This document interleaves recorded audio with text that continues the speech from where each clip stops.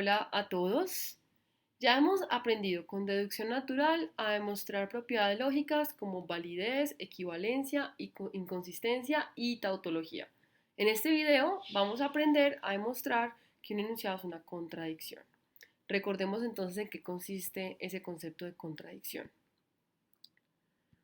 Una contradicción es un enunciado necesariamente falso. En otras palabras, es un enunciado que no puede ser verdadero. Eso significa dos cosas. La primera es que la negación de una contradicción es una tautología, es decir, es un enunciado necesariamente verdadero. Y la segunda es que un conjunto de enunciados que contenga una contradicción es inconsistente. Si recuerdan, un conjunto es consistente cuando hay al menos un mundo posible donde todos sus enunciados son verdaderos. Si hay una contradicción en el conjunto, entonces sería imposible que sus enunciados sean todos verdaderos. Miremos el siguiente ejemplo. López baila y no es cierto que baile o cante.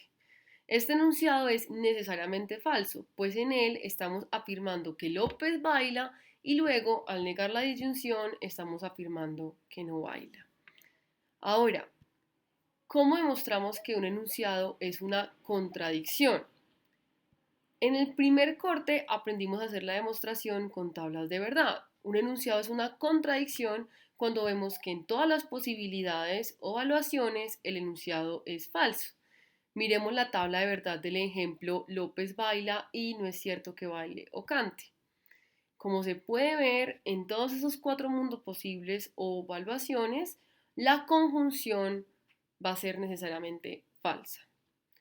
Ahora, ¿cómo hacemos la demostración con deducción natural? Entonces, si un enunciado es una contradicción, podemos hacer la demostración de dos maneras. La primera es, podemos demostrar que la negación de ese enunciado es una tautología. Y ya aprendimos a demostrar tautologías en el video que hice anteriormente. Y la segunda manera es demostrar que el conjunto que tiene como elemento a esa contradicción es inconsistente. Y ya también aprendimos a demostrar inconsistencias. Entonces, miremos cómo hacemos la demostración con el ejemplo con el que iniciamos nuestro video. El ejemplo es López baila y no es cierto que baile o cante. Como dije en la diapositiva anterior, tenemos dos posibilidades para hacer la demostración. La primera, demostrar que la negación de la contradicción es una tautología, es decir, demostrar que el enunciado no es cierto que BL y que no es cierto que BL o CL es una tautología. Y la segunda es demostrar que el conjunto que tiene ABL y no es cierto que BL o CL es inconsistente. Hagamos la primera forma. Como ya vimos en el video de tautologías, la tautología es la conclusión de la demostración.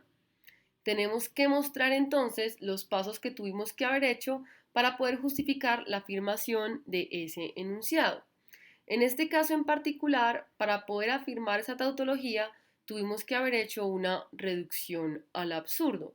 En ese orden de ideas, tenemos que suponer lo contrario a lo que queremos llegar, es decir, BL y no es cierto que BL o CL.